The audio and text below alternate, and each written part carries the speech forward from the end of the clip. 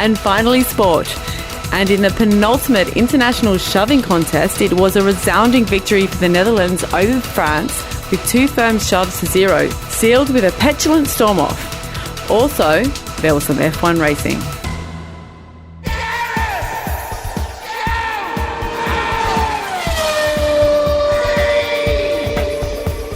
Hello, welcome to Gareth Jones on Speed. I'm Gareth. He's Zog. Hello. He's Richard. Hello. And she's Sarah. Hello. There's an awful lot of people in this room. We can barely fit. I'm not sure we've ever had so many people around the microphone. But did all the people around this microphone watch the Brazilian Grand Prix at the weekend, Sarah? Yes, I did. You watched it live? I watched it live. You enjoy it? I did enjoy it. Lots of action. It was probably up there with one of the best yet this year. It was, yeah. It shouldn't have been that good, though, Zog, really, because the championship's over. Yeah, and everyone tends to lose a little bit of interest, a little bit of motivation after the Drivers' Championship is over. But Mercedes, the team, certainly were still keen to secure their Constructors' Championship, which they did. They got a 5th Constructors' title in a row. In fact, 5th Constructors plus Drivers, which is quite an achievement. Only Ferrari has done that previously. Actually, it's worth mentioning this is the first time, I believe, that Lewis Hamilton has won a race after he has won the World Championship. In every previous championship year, he hasn't won any races after the championship. But is it the first time Richard has watched a race live in, 5 races? Well, that sounds like a no. You know, I'm having my year of struggling to care. I know, yes. I did watch the second half of the race live. Oh, wow, well Actually, done. More than half, because we were having dinner with our children, and then that was done. I'll be honest, I'd forgotten the race was on. But the good thing about children is they eat really early. Children and old people, 4 o'clock dinner, sort of thing. And so it was probably about 4:30 the children were ready to eat. So the children ate, and then I went, hang on a minute, there's an F1 race on. So I took our daughter into the other room, and we just sat on the floor. And she's like, moving pictures, brilliant, that's okay. And I started watching it, then my boy came in, and he went, I don't want to watch the Formula One. I want to watch cartoons or something. And I went, well, I want to watch the Formula One, and I'm your father. Well done. That's priorities. Well, yeah, because I get a bit Victorian dad sometimes. And I was a bit like, no. Correct.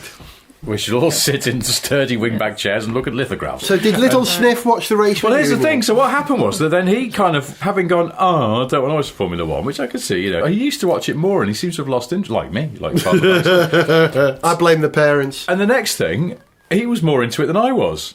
Because he was going, is that Lewis Hamilton? Yeah, that's Lewis Hamilton. Is he still winning? Yeah, he's still winning.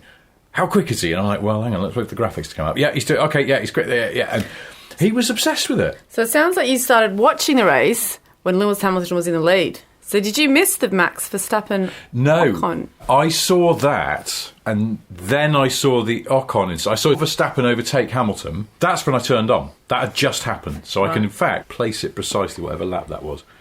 Then the Ocon incident, and then a crotchety 4-year-old walked into the room and went, I don't want to watch the Formula One. And I went, keep watching. Yeah. I'm assuming that the people listening to this show know what happened, but let me just flag it up. Lewis was leading, Bottas behind.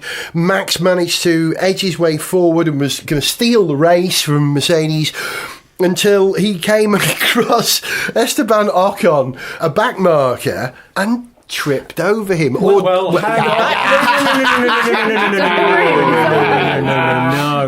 The back marker came across him because at that point the back marker was faster than Verstappen. Because he was on fresher tyres. He was on fresher tyres, and at that point, right then, he was quicker than Verstappen.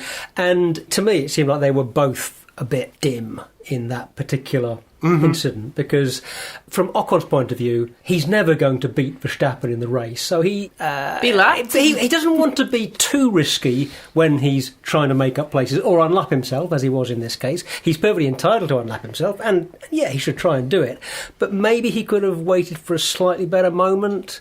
Equally, Verstappen, given that he is never going to be beaten by Ocon in this race, doesn't have to leave quite so little room for Ocon in that moment. I'm sure he never expected Ocon to be right there when he was, when Verstappen turned in, but even so, if they'd both been smarter, that would never have happened. I tend to agree. I think Max Verstappen should have just given him a little bit more room. Yep. If you really wanted to win the race and play it smart, There's no reason why he needed to race Ocon. He should have just given him a little bit more room, let them have their tussle for the however many seconds it was. Hamilton was far enough behind. Mm-hmm. And then he could have given him some space and carried on. And it is one of Max's failings. It's one of the chinks, one of his weaknesses, that he doesn't have, sometimes in the heat of the way, he doesn't have the fine judgment about just how much room he can leave or not. And but your weaknesses are your strength. And the fact that he is so gung-ho. Thank you, bloke from karate. That was him, yes. I don't think that's true. Yeah, it is. What? It is true. That your strengths are your weaknesses. Yeah. No. It's obviously rubbish, but it sounds good. I have a terrible weakness for cheese, but you just go, my strength is now I'm immensely fat and spotty. It doesn't work like that. Violet's got this theory that if you get together with someone who's got beautiful fingernails and you think, oh, they've got lovely fingernails, look at, they're so lovely, those fingernails, I find them attractive, what attracts you to them? And then after 2 years with that person, you realise they spend all their bloody time doing their fingernails. I feel like you've had an experience with someone. No, this is a theoretical thing. But also, hang on, the other way round. What's going on here? Yin and yang, this is the universe's way of putting itself in balance. So if someone's strength is their weakness, then theoretically their weakness has to be their strength. Obviously, by definition, if their strength is their weakness, then their weakness is their strength, because they're the same thing. Yeah. But that's just defining their weakness. That doesn't get you anywhere. I think we should move on. As well say their strength is their shoe size. But actually, it struck me one little thing about Esteban Ocon that I'm not sure we've discussed before. He's the only driver on the grid who sounds like he might have been created by a kind of Victorian gentleman inventor. What? Esteban. Well, it's like, gentlemen, after last week's unveiling, this week I give you the Estebanicon, this mighty device that will reinvigorate Formula One. There we go. Dear me. Okay. I wasn't expecting that. The Estebanicon.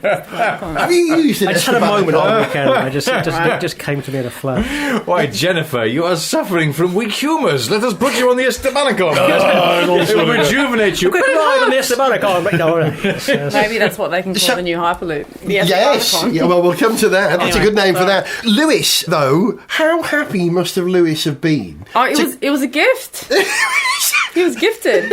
Verstappen was driving a masterclass race. It's not every day you overtake 2 Ferraris and 2 Mercedes. Correct. Yeah. Up until lap 44. Not even every other day. No. Yes. And then lap 44 happened. Ocon came on board and Verstappen lost his cool. And Hamilton was just raining in on the parade. Would I be right in thinking it looked to me, as I was just turning the television on, and we've got one of those Sony Estebanicons, which takes a while to warm up. But it looked to me like when Verstappen overtook Hamilton just kind of went, fair cop, mate, go for it. Yeah. I'm the world champion. Knock yourself out. Yeah. There was no real fight. You just kind of went, fair play. You're quicker, your tyres are better. Whatever it is, la la la. And then a few laps later went, oh, hello. You seem to have had an incident. And then it was all there for the taking. But yeah, he didn't put up a fight much, did he? He just kind of went, okay, off you go. Off you go. Have your moment. He was so happy. And Verstappen, obviously, he really had the pace to win that race. And Lewis would have had a very hard time stopping him if that hadn't happened. I think Finn has got something to say on this matter. Hold my headphones a minute. I've got to let him in, otherwise he's just going to shout all the time. He is a fairly opinionated cat. Tell you what, what is it? You've always been a dog person, but tonight I'm a cat lady. Oh, everyone loves Finn. Amazing looking cat. He is a lovely, he's super cat. We all love you, Finn. Who was wrong in the incident between Max Verstappen and Esteban Ocon, Finn? Who? A racing incident, you say? Why? What wisdom you have. He'll settle. Lewis was unbelievably happy at the end of the race, much happier at the end of this race than he was at Mexico when he won the championship, mainly because he'd won the race, he'd had a better race, and at Mexico he was kind of subdued and he struggled to enjoy. Yes, he did, Finn, yes, don't disagree with me. But what I liked was the level of celebration that Lewis engaged with his team afterwards. They were really happy, and that made me happy. It was a bountiful experience. Well, now, what? Somebody told me a while ago, and I might be getting this wrong, that when Red Bull won drivers and constructors a few years ago, everyone in the team, got 10 grand. Wow. Really? Yeah. Now, Are we in the wrong job? Yeah, Bloody hell, yeah. Yeah, I would just work reception at Mercedes with the off chance they might win again. But, you know, we did it for a year, trouser 10 grand. Thanks very much, everyone. Yeah, one of the commentators said there's 1,000 people work at Mercedes at Brackley. So that's 10 million quid. If they did the same thing. If they did the same thing. And you suddenly go, well, hang on a minute. On the one hand, that's a shed load of money, but to an F1 team, maybe not. I don't know. But maybe they go, well, we're world champions. They'll get more than that coming in just from the prestige of being multiple world champions. But yeah, that apparently, I'm sure I remember this. It might have been because they'd done however many in a row Red Bull did. But yeah, it was payday for everybody on that team. It's a heck of a bonus, eh? They definitely do get some money. I mean, even if it's £1,000, it's still £1,000 you didn't have before. That would make you jump around. That's Christmas Day. That's all you do. That's your Christmas shopping done. And then more. some. I mean, it doesn't seem like if it's going to cost you, I don't know, 10 million. If that's going to motivate your team to perform that much better, if it's going to make it that much more likely that you're going to win the world title, that's probably not a bad way to spend 10 million quid in the context of running an F1 team that could cost you, what, 200 or 300 million a year? If you're a top team. I wonder what it is they get for being winners, being in the top tier, their return what does to the team greater, get? from F1. I wonder, I don't know the maths, but let's hope it outweighs what they're giving them as bonuses. The thing about this race, I found myself engaged with it. On the Saturday, I watched qualifying, because it seemed to me that this was not one of the last two races of the 2018 season, but because Vettel was talking it up, I've got to win this race, this was kind of like watching the beginning of the 2019 season, that Vettel really set out everything he possibly could to try and get pole and win this race. And that went wrong, didn't it? It didn't happen. So it seems to me if these races are a precursor of what to expect next year, we shouldn't expect a Ferrari revival. It's all going to be down to Max. You reckon? Possibly. I wouldn't count out Ferrari for next year. I think they're going to be strong again next year. They've got Leclerc, haven't they? Yeah, On the topic of Ferrari, though, what I thought was very interesting is that Ferrari gave team orders to let Raikkonen overtake Vettel. That's a first. And so, because Ferrari were going gung-ho for points, they were still wanting to keep themselves in the Constructors' Championship. So Sebastian Vettel didn't have any chance of getting world champion. Yeah. That's gone out the window, and now it's just about the team. So Kimi Raikkonen, he went on through, and I thought, good. That's for me, exactly. It's Ferrari, it's a different form of behaviour. And then with Leclerc, he's coming in to Ferrari next year. Yeah. He got the best of the rest. He came 7th, and I think that would be the 3rd time he's got 7th in the last 5 races or so. In a Sauber, that's a heck of a thing. You just like Leclerc, you just want him to stuff Vettel, don't you? Because Vettel and Ricciardo didn't get on at Red Bull and you're an Australian. No, rumble and jumble. You know what? What? He actually stuffed Mark Webber around as well. I think I chatted to you earlier about that. Yes, that's right, yes. So Mark Webber could have been a world champion, no? Yeah. So Vettel is the anti-Australian. Multi-21, Seb. Multi-21. That's burnt in your memory, isn't it? Yeah. Have you got that tattooed on your arm somewhere? You should have it tattooed multi-21. They just put it on the flag. Says it on my birth certificate, though. Australian. Okay, so given that Honda are going to be powering the Red Bulls next year, Max is definitely on form, if not a little feisty. We'll discuss that in a second. But Honda have had more power unit changes this year than any other team, is that right? I reckon they will have high performance next year, but will be unreliable. So I don't think, I'm saying that now, Red Bull won't win the championship with Max Verstappen next year. But, okay, back to Max. I certainly wouldn't take that bet. Yeah, I mean, that's about right. But, they're not. But no, that Honda engine is going to be good. I think if we're comparing where the two Red Bull drivers are going to end up in terms of a package next year, unfortunately, I think Ricciardo's going to lose out on that deal. The Renault package is not going to be as strong as the Honda. But was Max right to go and push Ocon around? Do you see that, Richard? You watched that? Have you seen the footage? Yes. Very silly. That's stupid. Oh, I quite liked it. It wasn't fisticuffs, it was just pushy. But this is because you're spending time around tiny children. This is why this kind of behaviour has been normalised. You see, this kind of pushing and shoving and crying and, you know. Do you know what?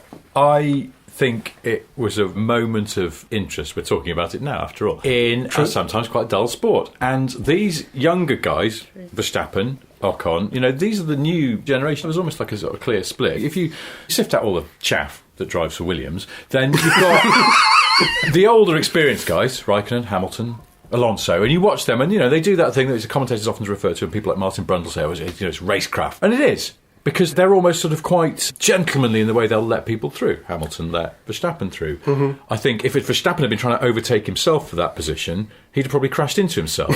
And also gone around in circles. Oh, yeah, gone around in circles. But Hamilton is old and wise enough now, and probably wasn't a few years ago, just go, yeah, I'm world champion. He's clearly a bit quicker than me today. He can have his moment, yeah. God bless you, sir. On your way. Take care. Don't have an accident. Oh, no. Oh, that's unfortunate. I don't know why Lewis Hamilton's become Terry Thomas in this. Anyway. He is British. But then you've got this sort of younger breed, and they're all, at the risk of sounding like an old fart, they're all kids, and they're all hungry for it. And they get a bit scrappy. And it's interesting. And if they're getting scrappy in the garage, I mean, he didn't lamp him. He just had a little pushy moment. Do you know why? But it was silly. It was do you know why he didn't lamp him, Ron? Go on. Because he's the son of Jos Verstappen. Now, Jos...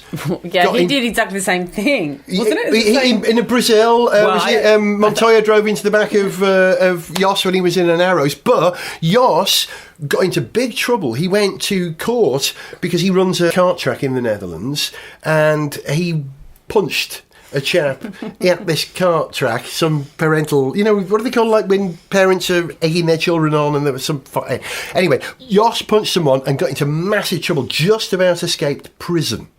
Okay. And I think Max has learnt from that, and I think Max would really like to have lamped Ocon, but showed, in my opinion, massive restraint not to do so. But instead he got 2 days of community service. And you know what I thought was like mega interesting was that Ross Brawn, the commentator after the race, he said that the 2 days community service would not only help him develop as a driver, but mostly as a man. Now, and I thought that was quite big because people were coming out making similarities between Verstappen and Michael Schumacher. Yeah. And Michael Schumacher was at Ferrari when Ross Brawn was at Ferrari. Yes. He would understand that sort of... So it's very difficult to tweakiness. Actually compare Schumacher to Verstappen. Is Schumacher not immune to moments of hot-headed... No. As a result of feeling slightly over-entitled, we might say. I mean, I don't know, but no, I don't. Do you know what's funny about that clip is that obviously it was shot sort of down in the garage into the weigh-in room where you're not generally. There were obviously weren't cameras at the time, and then Verstappen stomped off, looking really proper pouty-lipped, petulant about it, and the camera panned round with him, and then you could see all these people standing there with their camera phones, all doing selfies. Look, there's a fight in the background with my big stupid face in the foreground. You're like, take a. No one actually says, hey guys, why don't you just calm down a bit, take it easy, have a chill pill, No, they're just taking pictures. Feels like you've got the job. That was a good voice. Well, I can be kind of Formula One. Formula One mediator. Head of just the way that you said chill pill. Come on, guys. Okay. Thank you. So, you're sacked from this programme, you're now employed by the FIA as their mediator and chill guru.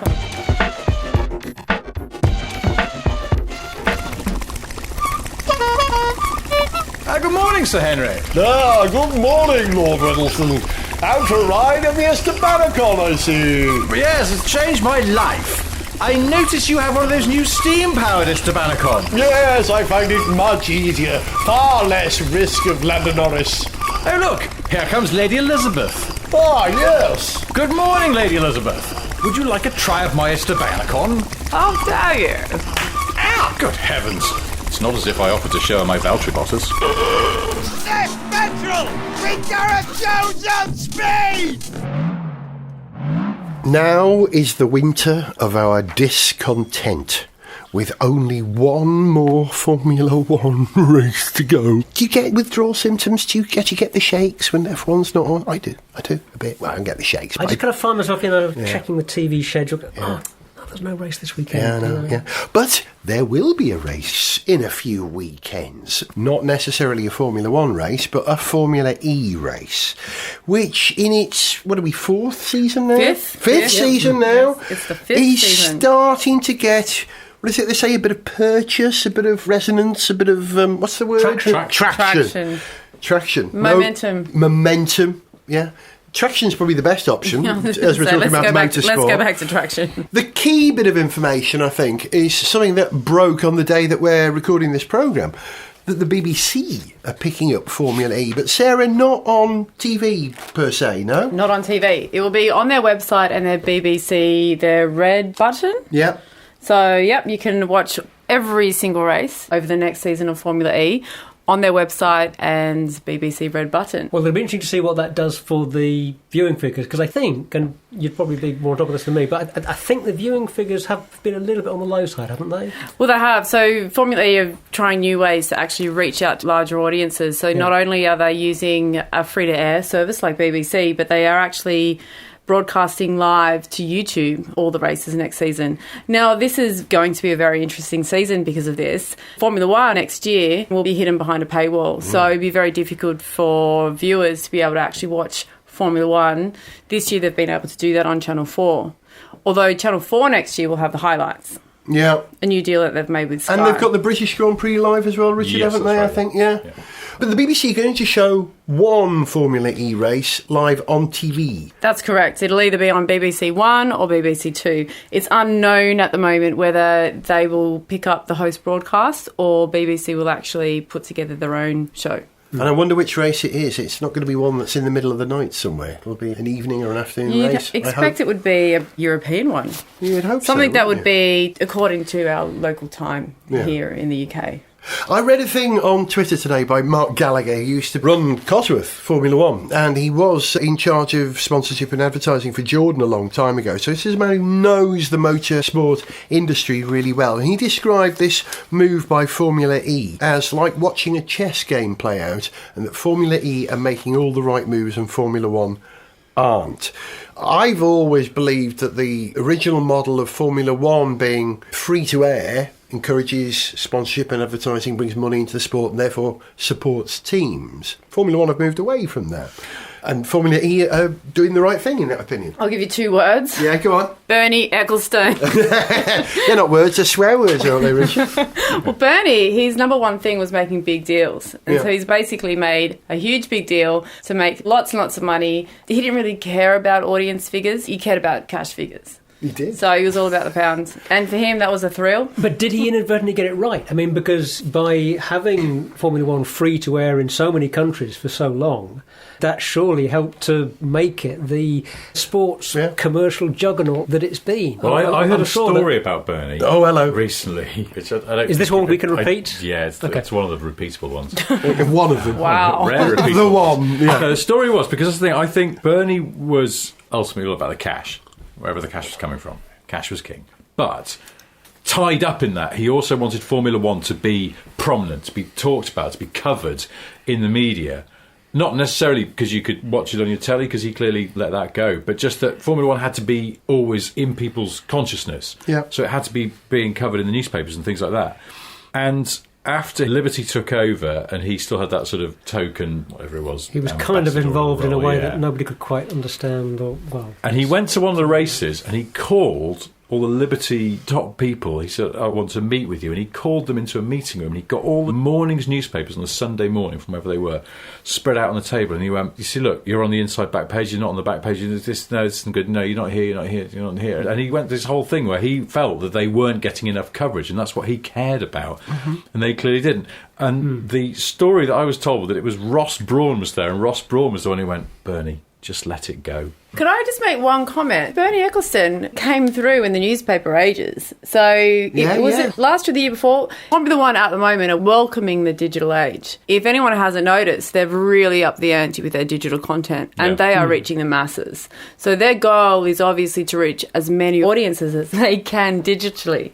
And I think they're really achieving that. So their Instagram figures are going up, their Facebook figures are going up, and a lot of people are watching the coverage on their YouTube. And when did you last buy a newspaper? When you say buy a newspaper, do you mean buy a physical paper newspaper? Yeah. I look every day At the online evening versions stand. of UK papers. Shortlist. But do you pay for the paywall for the Guardian, I'm assuming, or the Indie? Or... Actually, I don't pay for either the Guardian or the Telegraph, which are the two that I look at the most. Right. You're a well-balanced man. When did I last buy a newspaper? I mean, it's 3 or 4 months ago. It doesn't happen. Oh, really? Yeah. I would say it's years for me. I'm ashamed to say. I cannot remember the last time I bought a newspaper. So, yeah, absolutely what you're saying and what you're saying. No, that's a good point, actually. I just think Bernie's head is in a different place, isn't it? He's old school, and he still thinks that's important, I guess. And as far as I'm aware, Bernie Ecclestone really didn't take any note of social media. In fact, he just completely... he thought it was a waste of time. Yeah, he thought it was He sort of completely actively used to disregarded go, it, yeah. I think he had this attitude. He seemed to regard it as being something that was entirely to do with youth culture and young people. And as far as he could see, young people just don't buy expensive watches and the stuff that people who are sponsoring F1... But young people like to go fast. Yeah, and they like to live in the fast lane. They grow up pretty quickly. You know, that was a rather short-sighted. Well, also, if you keep going Rolex as a young person, when they're an old person, they've got a few quid, they'll buy a Rolex. That's the theory. That's the whole basis of it doesn't make any young sense. Young people is the audience that the Formula One are trying to reach out to at the moment. Yeah, quite rightly now. Yeah, quite exactly. I'm young. The rest of us are dying. But we were talking about Formula E. Sorry, you're right, Yes, we were. back to Formula E. Stoners. So the question is, well, does Formula E, to us guys around here, have the resonance that Formula 1 did? I can't see it happening for a while, because Formula 1 has got 70 years of backstory, of which I've watched for 40-something years, right? I've only been invested in Formula E for what I thought was 4, but it's in fact 5 max years. 5 seasons at the most. Yeah. We're in our 5th season. But there are significant changes this year, which is making Formula E a bit cooler, in my opinion. The first one is that the Gen 2 car looks ace. Do you think it looks good, Richard? A bit sci-fi? Yes, I like it a lot. Yeah. I like it a lot. A lot. And that's the most I can like anything. A lot. A lot, yeah. I think it looks amazing. I really, really think it looks fantastic. The old one looked okay. This one's better. Yeah. I thought the old one looked a bit spindly. It might just snap at any moment. Yeah, it looks a bit... good and futuristic. Different angles. Different. But yes, this one looks proper futuristic. And the second one is good news. They're doing away with that silly car swap in the middle of the race, which I found embarrassing. I thought it sent out the wrong message about electric cars. That they can't go the distance. Yeah. Can I get a woo for you guys for this, or a clang? But I was chatting with Amanda Stretton the other day. Ooh. Clang. Yeah. And I asked her, because she's close to Jaguar's, what's it called? The iPace E-Trophy Challenge thing that's a support race for Formula E next season. Yes. I was asking her about how Formula E are going to manage this next season. Because, as I understand it, the new battery capacity on the new Gen 2 cars is not quite double what it was previously. Which means that the races, they're either going to have to slow down to complete the race distance as was, or find some other way of managing it. Have a slightly shorter race. Or make it 45 minutes. And that's what they're doing. She told me that they're having a 45-minute race plus 1 lap, which is kind of innovative, isn't it? I feel like that plus 1 lap will be the deciding lap. Yes. Because it'll be 45 minutes. The boys, yes, the drivers will have their countdown when it gets to that. When it's almost 40, then they'll just go gung-ho. Could you imagine that last lap? Inch by inch. It could be terrible. You know, the slow race. You know, do you ever have that? You're a parent, Richard. Junior Sniff has only just started primary school, but there's always a race for dads, which is either the egg and spoon race or the slow race, where you've got to be the last one to cross the line. I have a feeling the last lap of Formula E could be like that. They're all going to be trying just to get as slow as you can to cross the line. Oh, I've run out of power. Slow race? Well, they're going to have to try and... For dads. Well, it might be a matter of... The battery might be almost dead by the time they go over the checkered flag. You're going to have to eke it out that last lap to get there. Some will die on the last lap, and you've got to go as slow. It'll be the slowest winner, won't it? Fred Flintstone over there. I'm a big fan of that. Presumably they'll have figured this out, so they'll have picked the 45 minutes so that there'll be what, kind of 2 or 3 laps of leeway, margin, of headroom. Let's hope so. Is that? Maybe not. We'll find out. Maybe not. Maybe it will just be sort of peril at the last minute. So you've got to have a real bit of. Can you bang those cars into neutral for some bits of it? Just let it coast. They do lift and coast. They do lift and coast a lot of the time, don't they? They're always complaining about having to do lift and coast. Even Formula 1 drivers have to do a bit of that, don't they? Even Formula 1. But are you excited about Formula E, Richard? Well, I'm interested in it. I've always been quite interested in it. And also, it's good. New teams. Yes, yeah. I've This got the list season? there. Let's have a look. Under new management, well, the Nissan team is effectively the Edams team who Renault last year. That's under new management. So that's Jean-Paul Driot. They've got Sebastian Buemi as one driver. Yeah. Who was the Renault Well, driver? he won the inaugural. That's right. Formula Yeah, E. he's good. Buemi. Inaugural. Yeah. Is that what they call it? Inaugural. No. Inaugural, but we can call it Inaugural. for the sake of the Formula E. But the other Nissan driver, I've not heard of this guy, TBA. Do you know TBA? TPA. Yeah. I can give you the TBA. Hold Do on. you know who TBA is? French now? driver, isn't he? Yes. TBA. TBA. TBA. Good to Nissan see you. Edams. Jean-Luc TBA. You're here for I've got the TBA. TBA race.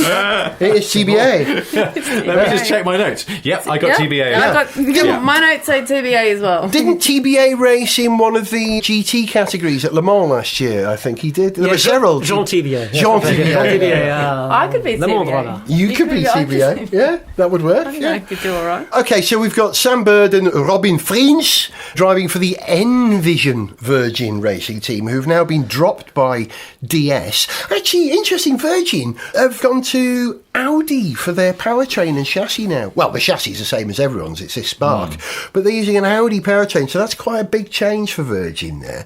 Panasonic, well, it's their own, they call it the I-Type, Yes. III. Interesting. And they've got Nelson Piquet Jr. and Mitch Evans. Mitch. Much.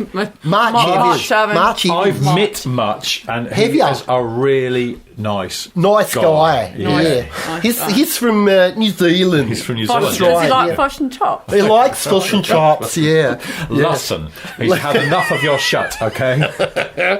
No, he's a really nice bloke. I met him last year. He's a lovely love New guy. Zealanders. Very unracing driver. Maybe it's because he's from New Zealand. Though. It's Yeah, just man. Like he's kind I of can't like- believe I'm here. He is New Zealand's racing driver. Oh, no, 'cause So they've got far away, they've got mate. Brindian as well. I think that was half Australia. Well, you know, I'm from Tasmania originally. He's in the Australasian Just general region, so I kind of will Southern forgive you. Hemisphere races. HWA Race Lab. Stoff. Hooray! Stoff's got to drive with Gary Paffett. This is the McLaren Stoff? rejects. I call him Your Stoff. best mate, Stoff. I love Stoff. You and Amanda Stretton go out for a drink with Yeah, what, Stoff. Mandy? Mandy. Does this mean Stoffel Vandoorne? Is this the end of his Formula One career? Or do you think he might? Yeah. Yeah, he ain't going back. There's Yeah, no I way don't back. think he's... Jean-Eric Verne, Jev. I think he He's thought good. that he was going to get a call up by Toro Rosso.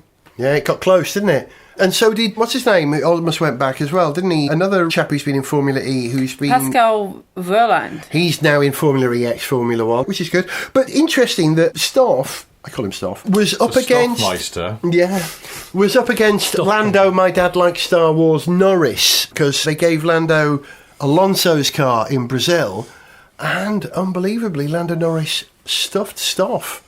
And I actually rate Stoff. I think he's really good. And he only looks crap because he's in a crap car and he's beaten by Alonso.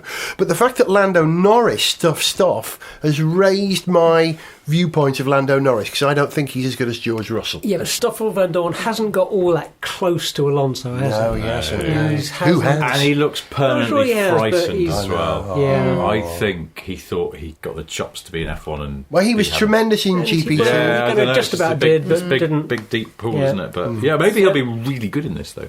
Yeah, good luck to him. Less pressure. Okay, the Geox Dragon Racing Team, which is Penske in all but name.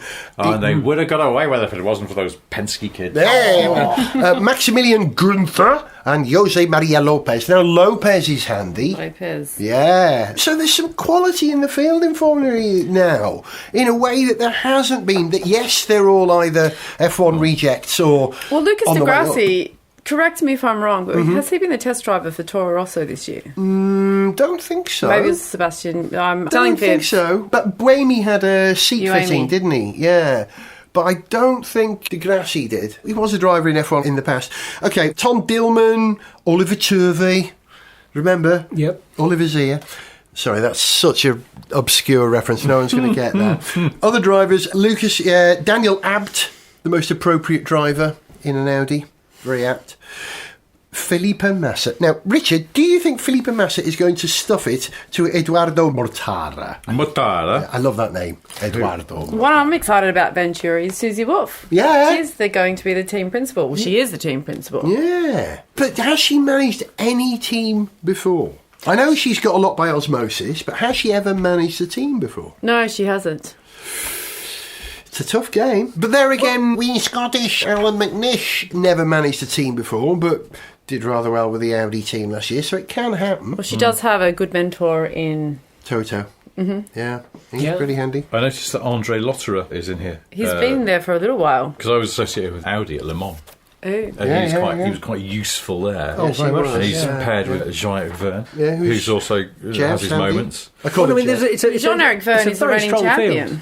We have 4 other drivers to mention before we give up on this. Alexander Sims. Give up on this. Before 45 minutes is up. Alexander Sims, I believe was an actor in the 1950s. He was in English films. That's right, Alexander Sims.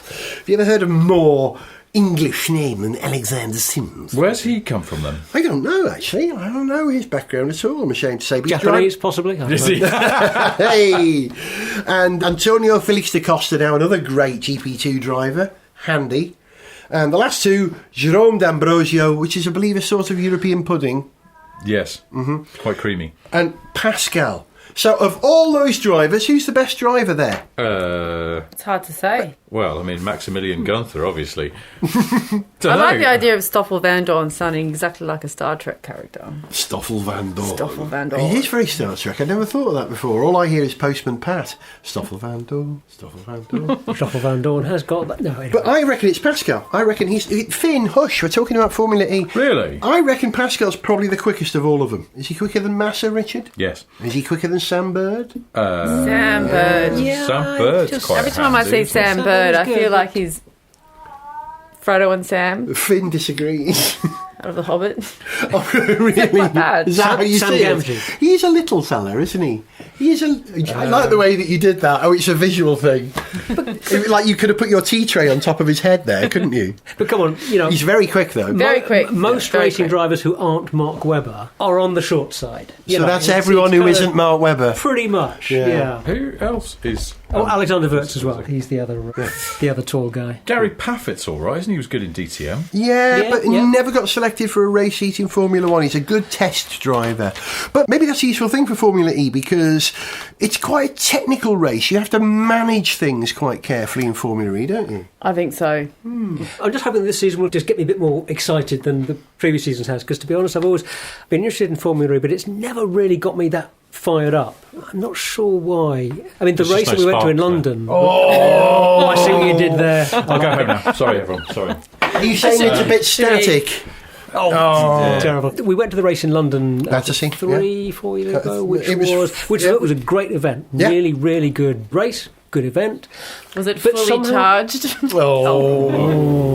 So, yeah, I think we should all... Maybe this is the problem with Formula E. It's too good a source attracts of bad puns. It's attracting puns. And that's Putting the why whole it will city at Fix risk. that, never and this be a series will success. Go all the way.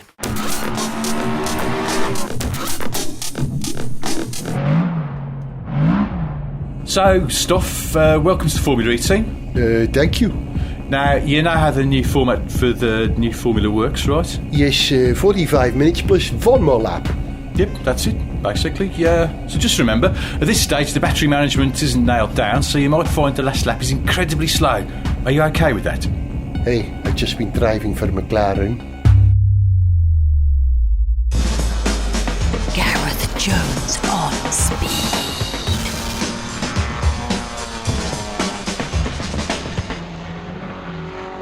I know we finished the last section with some dreadful puns, so I'm going to start this one with another dreadful pun. Oh, God. Yeah, there was not you, Finn. There was an awful lot of hype about Formula E, which brings me to something else which is attracting a great deal of hype at the moment: Elon Musk's Hyperloop. Should we believe the hype? Don't believe the Hyperloop. I see what you did there. Thank you very much. I see what you did there. Yeah, mate. Even me. So, you understand these things, right? Well, I try to sometimes. Yeah. Hyperloop's been in the news just recently because of one big positive move, one sort of maybe not so positive. But we should just say, for anyone that's not familiar with it, Hyperloop is the name for the Elon Musk conceived high-speed transport system that would involve running pods, running trains in tunnels that have no air in them, vacuum tunnels underground. Near vacuum, they say. Near not quite a perfect vacuum. near as vacuum Yeah. as makes Yeah. more. But basically, you've got vacuumed out tunnels underground through which you run high-speed trains, high-speed pods. And the idea is that you can run your carriages at 700, 800 miles an hour, this kind of speed. And what's been happening is that, first of all, that Chinese billionaire Li Shufu, who, as it happens, owns Geely and also Volvo, therefore, has just signed an agreement with a state-owned company, the Chinese Aerospace Science and Industry Corporation, to jointly build a whole new class of high-speed train that is basically this Hyperloop concept. That's happening in China. Over in America, there's a certain amount of excitement about the idea of Hyperloop. You talk about an LA to San Francisco link. There have been various other routes proposed for a Hyperloop. But do we think this is going to happen? Well, are we excited? Do we think it's crazy? Would you take a ride on the first test vehicle? There are two things about Hyperloop I like. The first one is obvious. It's absolutely in science fiction. It's bonkers, isn't it? It's bonkers. You've seen Futurama. In the future, everyone travels around in tubes. It's that, for real. Admittedly, they're in pods in the tubes. I like that. I love the future. I've been there. Welcome back. Yeah, it's nice to be here. It's not as good as it was as I remember it. Thank you. And the second one, George Jetson. Yeah, and Janie's wife. Yeah, and I saw Marty McFly. Yeah, that's what I was trying to say. Yeah, he's always there. yeah. And Never get rid of him. Spock was always there as well. He's always in the future.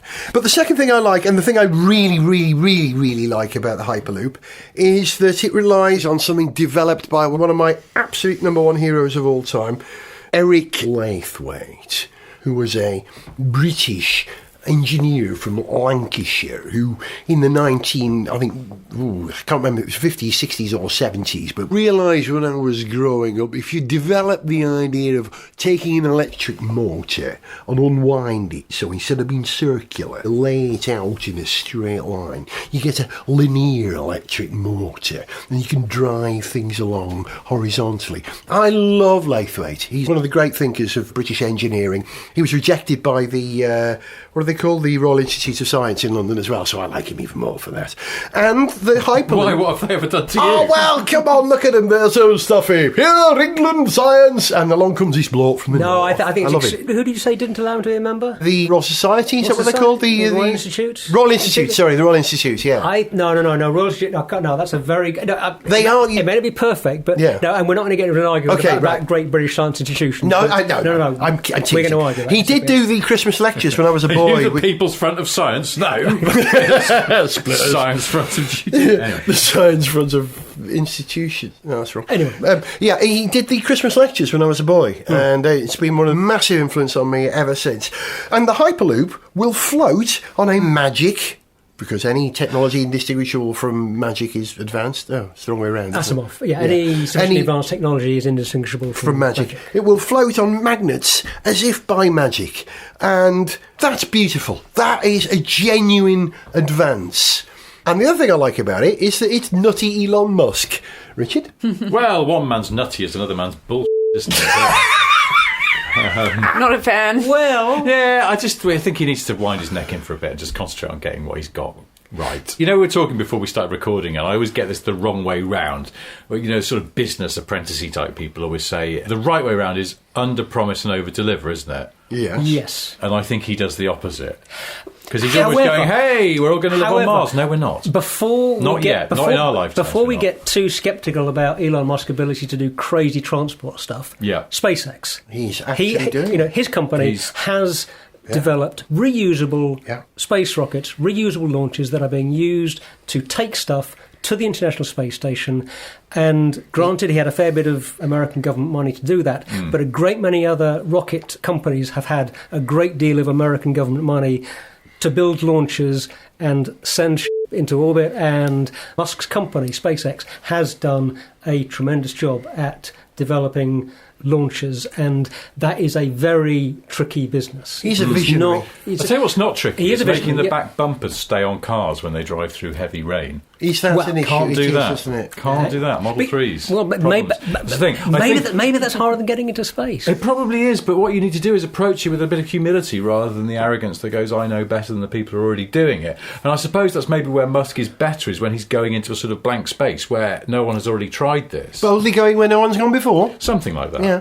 And the rockets thing, I know people have done it before, but he had that sort of vision. I know, don't get me wrong. I like the fact that if Musk didn't exist, we'd have to invent him, because you need somebody who's bonkers enough just to go, hey, we're going to try this. And he's got enough money, frankly, behind him to go, give it a try. He's real world But Tony Stark. This driving underground thing through tubes, I mean, LA to San Francisco, you're going to build an underground pipe through one of the most earthquake-ridden areas in the world. Helsinki. Well, I see, and this Tell does you give what, some interesting stuff. I won't be actually. signing that waiver.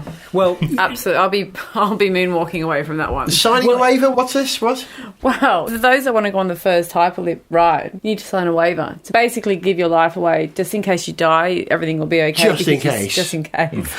So I don't normally sign a waiver when I go on an aeroplane. True. And you do a lot of travelling. You're back and forth between Australia and the UK fairly regularly. Wouldn't a Hyperloop make your life... Sorry, Wouldn't a Hyperloop make your life a lot better? So So what? Where is this tube going between? Well, I mean, at It's not the gonna- moment, it's as not far gonna- as it's not- I it's not know, gonna it's go between straight LA through the and centre of San the Fran. area. Yeah, Wow. but So That would instead be of, pretty amazing, instead of though. going via aeroplane, taking me 1 hour and 20 minutes, apparently it's going to take me 35 minutes on a Hyperloop. yeah, and there are other proposed routes from, I think, Helsinki to Stockholm, and there. I can't Is- understand how long it takes to get from Helsinki to Stockholm. Branson's Hyperloop company Yes. has signed a deal with the Indian government to build a link from Mumbai to Pune, I believe. Right. But What about the having said UK? there's nothing Yeah, planned it's in the UK. Imagine if there was a Hyperloop from Wales to London. I'd be on it like that. They did theorise about what would be the optimum place to put the Hyperloop in the UK, and I think they projected a route which went sort of Glasgow, Liverpool, London, a sort of a curve, and that was the perfect one. Yeah. That would reach more people than any. Which means if I could get off in Liverpool, if I could get to Liverpool from London in, 8 minutes or something? It would take me 20 minutes to get from Liverpool to my part of North Wales. I'm in. I mean, I do love the idea of it, but there are some grounds to be a bit sceptical about it. I mean, test tracks are being built and technology is being developed, but we're away from having any working system. And it's worth just remembering that in this Hyperloop idea, it basically combines a lot of the hazards of land speed record vehicles with the hazards associated with space flight. That you're basically, you're travelling at... Doesn't sound so safe, does it? You're travelling at 700 miles an hour. When you put it that way. Inches from concrete walls. In a vacuum, which, so if anything goes wrong, you've got the possibility of explosive decompression, of suffocation. You're really telling it to me now. We're talking about San Francisco to LA link would, as you say, go through earthquake country. Now, earthquakes make bits of ground move and make the one bit of ground not quite line up with the next bit of ground, and that could be quite a big deal. Problematic. Definitely problematic. When was Definitely the last time an earthquake affected rail... What's it called? Rail track in America? Amtrak. I don't All the know, time. but And landslides on the PCH. Yeah. This highway just got taken out by a landslide, and there hasn't been a massive earthquake in California for a while. They're saying one's due. The big one. But in any case, I mean, they always said that, just to I cover would bet, I'm very confident that an earthquake is going to have much less effect on an above-ground railway than it's going to have on an underground transport system that is based on vacuum tubes and having to fire your capsules with millimetre precision at 700 miles an hour along these tracks. But basically, if your tracks shift a few inches, they're big, long, sturdy, flexible bits of steel. They can move a few inches and you're still going to be okay. But are all the Hyperloops going to be tunnels underground, or are they going to be elevated tubes? If they're elevated tubes, you've still got the same problem. An elevated tube would, granted, be safe from earthquake damage, but it would be more vulnerable to being hit by, let's say, a lorry with an unusual load that's driving underneath it, or let's say you've got to plan a terrorist attack on a city. The Hyperloop tube isn't a bad thing as a target. The point is that it's important infrastructure. It can be quite fragile, vulnerable. Hypothetically speaking. Stop it with your puns. Actually, a vacuum tube is quite a fragile structure. If you've ever taken a can of... I'm going how mode now. If you ever take a can, got a bit of water in it and heat it up so it expands, and then cool it in some water, and you tap it, it will collapse. But that's a can that is designed to be as weak as it can possibly be. To retain the fluid, right. Yeah, to retain it's the not fluid. the right technology. And that can is not designed to withstand any pressure from outside, let alone 1 atmosphere of overpressure. Whereas your Hyperloop tube is going to be designed... It's never going to have to do with more than 1 atmosphere conversely, pressure difference. CRTs, old-fashioned cathode ray tube televisions, don't explode, but if you hit them hard enough, they will implode. Yeah. But even though that they're just glass, it's quite hard to smash a television. Have you ever tried to smash an old CRT? I have several times, difficult. and it is quite hard. It's quite difficult. It's fun. Because they're vacuum tubes, aren't they? So maybe we shouldn't be too nervous about vacuum tubes. I wouldn't be nervous about having a vacuum tube in the corner of my room. I might be a bit more nervous if somebody said, here's a vacuum tube, I'm going to put you in it and fire you down at 700 miles an hour. That's a different kind of vacuum tube. Also, on a boringly practical note, I was just looking this up while you were talking. So this is about rail tunnels, but the approximate range of underground rail tunnel construction costs in continental Europe and Japan ranges between $100 million per mile at the low end and $1 billion per mile at the high end. Oh, an interesting Making fact. tunnels is expensive. Who's paying for this? But some of the best Elon people Musk. at making tunnels are in the southeast of England, and the southeast of England is a great place to drill tunnels, apparently. Is it though? Because the tube doesn't go much to South London, does it though? Because it's very swampy down there. Hyperloop will. They'll build one from Chelsea to Battersea. You get in, a second later you're out. But also, to your point, Sarah, it's like I think Elon Musk, his pockets are not infinitely deep, are there? And I think he's got a lot of other problems going on at the moment with Tesla and... I don't know. Fallout from his freak out early this year. There's all sorts of kind of market questions about that. He can't just keep paying like the LA to San Francisco thing. I don't know how far that is. It's a bit like 400 miles. It's a bit like Donald Trump sort of advertised himself as being this bottomless pit, like his pockets were so deep that they were never ending. But in actual fact, he was in debt most of the time. Yeah. Just very small hands. He could never reach the bottom of his pockets. Didn't know how much was down there. So is Elon Musk the futuristic Donald Trump? Oh, it's a horrible idea. Don't even make the comparison. I wasn't suggesting that, Please but I join the similarities. Yeah. Hey, but here's the last interesting fact about Hyperloop. I came across a very interesting little factoid about the history of this idea of moving things through tubes. It turns out that one of the first people to propose this kind of transport system... The atmospheric railway.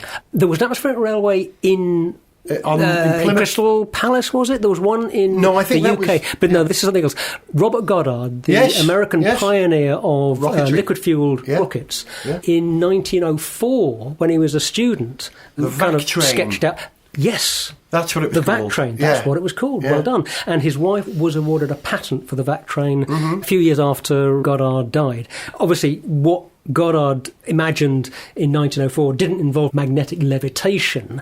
I think it was still running on steel wheels at that point. But you had a tube in which these pods were pushed along by air pressure with a vacuum in front of the pod. So Elon Musk, modern space pioneer, and Robert Goddard, early space pioneer, without Goddard, both also into other weird forms of transport. Yeah, without Goddard, we wouldn't have had liquid-fueled rockets, we wouldn't have had multi-stage rockets. The first multi-stage rockets, however, Tchaikovsky?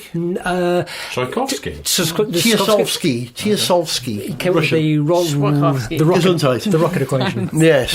There were military multi-stage rockets, I believe, used in Hungary or Bulgaria in sort of 16th century. Oh, I must have missed that. I'd have to double check that. But multi-stage rockets were not a 20th century innovation. Thank you, Zog. And on that futuristic note, I think we'll leave our vision of the future for now. Join us in the future on Gareth Jones on Speed. We've got some rather special things to happen. I won't say any more than that. Over the next, certainly 4 episodes. That's all I'm going to say for now. But for the moment, it's goodbye from Zog. Goodbye. It's goodbye from Sarah. Goodbye. It's goodbye from Richard. Goodbye. And it's goodbye from me. We sounded like the 4 Ronnies then, didn't we? That's weird.